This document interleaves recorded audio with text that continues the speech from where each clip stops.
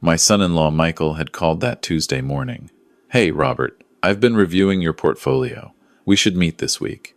There are some opportunities I want to discuss with you." His voice had that smooth, professional tone he always used when talking about money. The tone that made Sarah fall in love with him 12 years ago. I should have known something was wrong right then. Michael never called just to chat.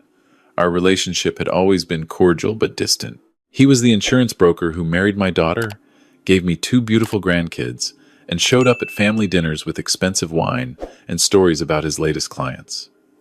We shook hands at Christmas. We made small talk at birthdays. That was the extent of it. But I was lonely. My wife Patricia had been gone for 2 years, and the house felt too big, too quiet. When family reached out, even Michael, I took it as a kindness. "Sure," I said. "Thursday work for you? I can come by your office. Actually, I was thinking I'd come to you. Bring some paperwork for you to look over. Say around 2? I remember feeling pleased about that.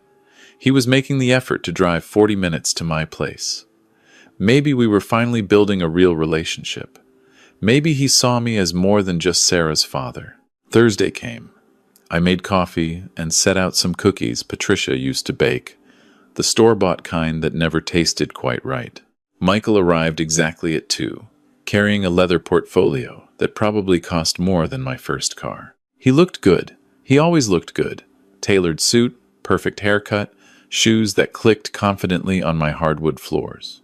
At 65, wearing my old flannel shirt and jeans with paint stains from a project I'd never finished, I felt suddenly aware of the difference between us. "Robert, good to see you." He shook my hand firmly, the kind of handshake they teach in sales seminars. "Thanks for making time." We sat at my kitchen table, the same table where Patricia and I had shared breakfast for 38 years. He spread out documents, charts with colored graphs, projections that meant nothing to me. "So here's what I'm thinking," he began. "Your current portfolio is too conservative. You're 65, but you could live another 20, 30 years. We need to be more aggressive."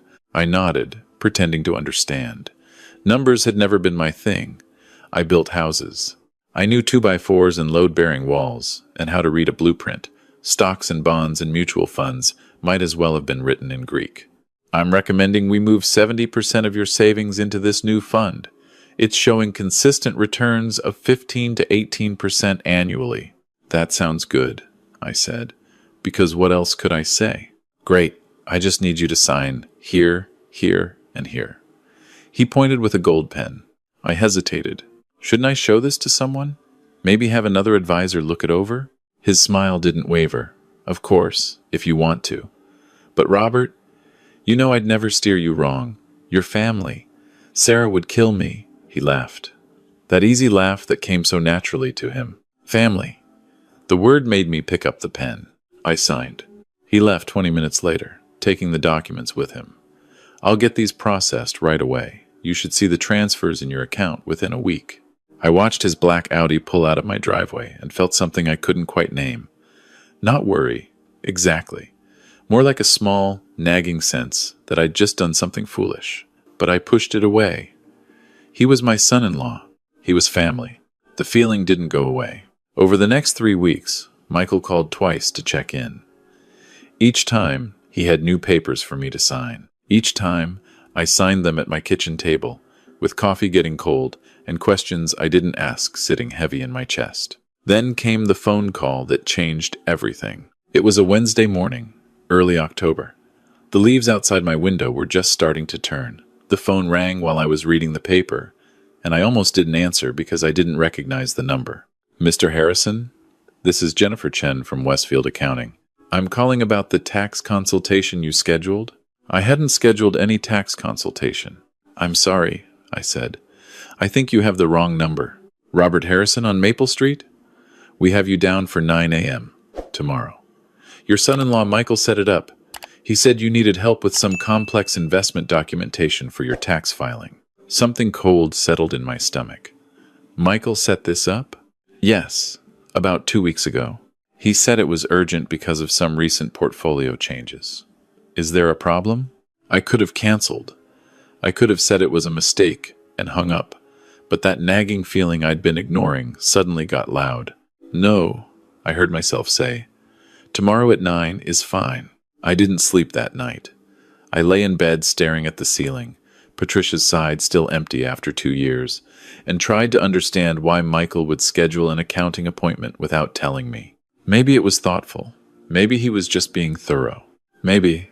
The next morning, I arrived at Westfield Accounting at 8:45. The office was small, tucked between a dental practice and a real estate agency in a strip mall I'd driven past 1,000 times without noticing. Jennifer Chen was younger than I expected, maybe 40, with sharp eyes behind wire-rimmed glasses. She had my files spread across her desk before I even sat down. "Mr. Harrison, I'm going to be direct with you. When your son-in-law sent over your documents, some things caught my attention." She paused, watching my face. "Have you reviewed your recent bank statements?" "Not really." Michael said he'd handle everything. Her expression didn't change, but something flickered in her eyes. Concern, or maybe pity. "Mr. Harrison, in the past 6 weeks, there have been 7 large transfers out of your primary savings account. Total amount withdrawn is $463,000. The number hit me like a physical blow. $463,000. That was most of what I had. That was what I'd saved from selling my construction business. That was supposed to last me through retirement. "That's the new fund," I said, but my voice sounded weak even to me. Michael moved it to get better returns. Jennifer turned her computer screen toward me. "These transfers didn't go to any investment fund. They went to an LLC called Prestige Holdings." "What's Prestige Holdings?" "That's what I wanted to ask you." She handed me a printed document. "You're listed as a co-owner, but all the management rights belong to Michael Harrison. The company was formed 8 weeks ago." I stared at the paper. My name was there, printed in legal text I didn't understand. "I never formed a company. Did you sign any documents recently? Maybe something Michael described as investment paperwork?" The kitchen table, the gold pen, his easy smile. "Your family." "I signed papers," I whispered. "He said they were for the new fund." Jennifer's face was carefully neutral, but I could see what she was thinking. I could see what I looked like to her, a foolish old man who'd been taken by his own son-in-law. "Mr. Harrison, I think you need to contact a lawyer. Today." I left her office in a daze. I sat in my truck in the parking lot for 20 minutes, just breathing, trying to make sense of it. $463,000. Gone. My son-in-law. My daughter's husband. The father of my grandchildren. The man who called me Robert but never Dad. I should have gone to the police right then. I should have called a lawyer. But instead, I did something stupid. I called Michael. "Hey, Robert, what's up?" His voice was cheerful, unsuspecting. "I just met with an accountant, Jennifer Chen." Silence, just for a second. Then, "Oh, right. I scheduled that for you. How did it go?" She told me about Prestige Holdings. Another pause, longer this time. "Robert, I can explain that. It's a tax shelter, completely legal. It's actually saving you money. $463,000, Michael. It's still your money. It's just structured differently for tax purposes. Look, this is complicated. Why don't I come over tonight? I'll bring Sarah. We can go through everything together." Sarah. He was going to bring my daughter, use her as a shield. "No," I said. "Don't come over. Don't call me. I'm getting a lawyer." I hung up before he could respond. My hands were shaking. I gripped the steering wheel and forced myself to breathe. 2 years without Patricia. 2 years of being alone. And the one time I trusted someone, the one time I let my guard down, this is what happened. I drove home and sat in my empty kitchen. The cookies were still on the table from Michael's last visit. Stale now. I threw them away. Then I called my old colleague, Thomas. We'd worked together for 30 years before I sold the business. He'd been at Patricia's funeral. He'd checked on me every few weeks since. "Thomas, I need help. I think I've been robbed." He was at my house in 40 minutes. We spent the evening going through everything. Every document Michael had given me. Every signature I'd put on papers I didn't understand. Thomas had a nephew who was a lawyer. He called him. The nephew asked questions. I answered them, feeling more foolish with each one. "Mr. Harrison, I'm going to be honest. This is bad.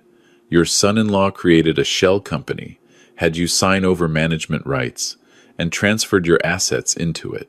Technically, you're a co-owner. So it's not outright theft. But it's fraud. Definite fraud. Can I get it back? Maybe. It'll take time. Court proceedings. But first, we need to document everything. Do you have access to any other records? Bank statements, emails, anything that shows the full scope of what he's done? I didn't. Michael had always handled the paperwork. He'd always said he was keeping me organized. That's when Thomas made a suggestion that changed everything. Robert, Sarah has access to Michael's home office, right? You've been to their house. You've seen where he works. I'm not asking my daughter to spy on her husband. I'm not suggesting that. But you're over there every Sunday for dinner. What if next time you needed to use the bathroom upstairs? What if you happened to see something? It felt wrong. It felt like betrayal. But then I thought about $463,000. I thought about the way Michael had smiled when I signed those papers. Your family. Sunday dinner was a tradition that started when Patricia got sick. Every week, Sarah cooked, and I came over to see my grandchildren, Emily and Jake, 8 and 6 years old. Beautiful kids who called me Grandpa and showed me their school projects and had no idea their father was a thief. That Sunday, I almost couldn't go through with it. Sarah hugged me at the door. She'd made pot roast, Patricia's recipe. Emily showed me a picture she'd drawn. Jake wanted to tell me about his soccer game. This was my family. These were the people I loved most in the world. And Michael sat at the head of the table, carving the roast, asking me how I'd been, playing the role of the caring son-in-law. I've been better, I said. Still adjusting to the house? Sarah asked. She looked worried. She'd been worried about me since Patricia died. Something like that. Michael caught my eye across the table. There was something in his expression. A challenge, maybe. Or a warning. After dinner, while Sarah was getting the kids ready for bed, I excused myself. Bathroom? I said. The downstairs bathroom was closer, but I headed upstairs. My heart was pounding. I felt like a criminal in my own daughter's house. Michael's office was the second door on the right. I'd been in it before, briefly, when he showed me some paperwork. I knew he kept files in the desk. I knew he was meticulous about organization. The door was unlocked. Inside, everything was exactly as I remembered. Neat, professional. A photograph of Sarah and the kids on the desk. Next to it, a picture of Michael receiving some insurance award.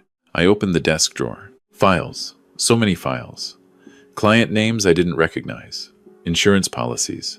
Investment documents. And then I saw it. A folder labeled Prestige Holdings. I pulled it out with shaking hands. Inside were bank statements, transaction records, and a document titled Asset Transfer Agreement with my signature at the bottom. But there was more. There were other documents, other names, other signatures. Patricia Harrison, my wife's name. Documents dated 18 months ago, 6 months before she died. He'd done this to her too. I heard footsteps on the stairs. I shoved the folder back into the drawer and stepped out of the office just as Sarah reached the top. Dad, you okay? You were up here a while. I forced a smile. Just felt a little dizzy. Sat down for a minute. Her face filled with concern. Do you need to see a doctor? No, honey. I'm fine. Just need to head home and rest. I left 10 minutes later. I hugged Emily and Jake. I thanked Sarah for dinner. I shook Michael's hand, and I looked him in the eye, and I saw that he knew. He knew I'd been in his office. Drive safe, Robert, he said. It sounded like a threat.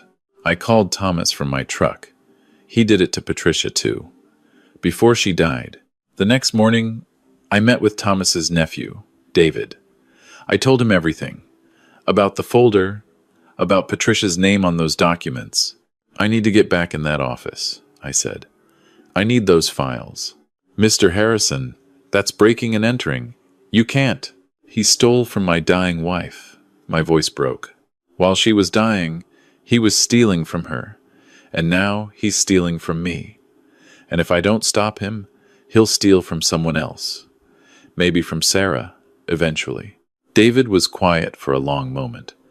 Then he said, "If you happen to obtain documents through legal means, if, for instance, your daughter discovered them and chose to share them with you, Sarah would never believe me.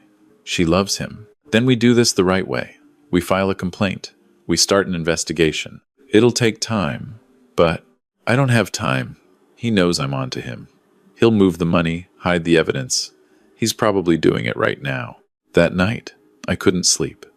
I kept thinking about Patricia, about how tired she'd been those last months, how she'd trusted Michael to help with our finances because she was too weak to deal with it herself. I thought about the life insurance payout after she died. $200,000. I'd put it in savings, hadn't touched it. Michael knew about it. He'd helped me set up the account. 3 days later, Michael called. "Robert, we need to talk. Can I come over?" "No." "Then meet me somewhere. Please. This is getting out of hand." We met at a coffee shop downtown. Neutral ground. Public place. He looked different. Tired. His suit was still perfect, but there were shadows under his eyes. "Robert, I think there's been a misunderstanding." "No misunderstanding. You stole from me. You stole from Patricia." People at nearby tables glanced over. Michael lowered his voice. "I didn't steal anything. Those were legitimate investments. The returns haven't been great, but that's the market. It's risky. You knew that when you signed. I want my money back. It's in the company. It's tied up. These things take time to liquidate. You have 1 week. All of it.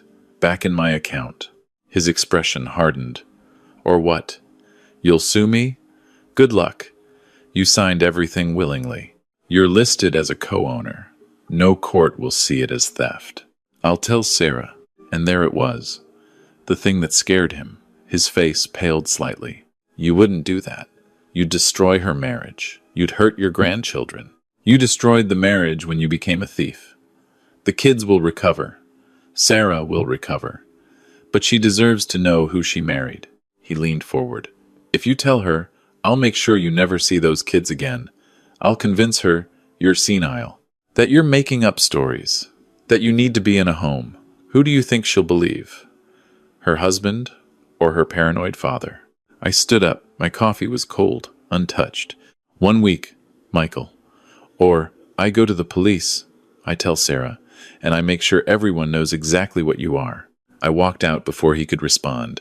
The next 6 days were the longest of my life. I waited for him to call, to transfer the money back, to do the right thing. He didn't. On the 7th day, I called Sarah. "Dad? Hi. Is everything okay? I need to talk to you. Can you come to the house?" Without Michael. Without the kids. "You're scaring me. What's wrong?" "Please, Sarah. Just come." She arrived an hour later. I had everything laid out on the kitchen table. The documents I'd signed, the accountant's report, the printouts David had helped me compile. "Dad, what is all this?" I told her. Everything. The transfers. Prestige Holdings. The documents with Patricia's signature. The meeting at the coffee shop. She stood there, reading through the papers, her face getting paler with each page. "There has to be an explanation," she finally said, but her voice was shaking. "Ask him. Go home and ask him. Look in his office. Look at the Prestige Holdings folder. He wouldn't do this. He loves me. He loves the kids. I thought he loved me too. I thought family meant something to him." She left without saying goodbye. I watched her drive away and wondered if I'd just lost my daughter. 2 hours later, my phone rang. It was Sarah. She was crying. I found the folder. I found, "Dad, there's so much money. And there are other names. People I don't recognize. He's been doing this to other people. Where is he now? He's at work. He doesn't know." I looked.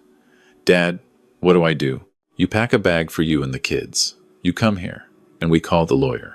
She came. She brought Emily and Jake, confused and scared. She brought 2 suitcases and a box full of documents from Michael's office. That night, while my grandchildren slept in the guest room, Sarah and I went through everything.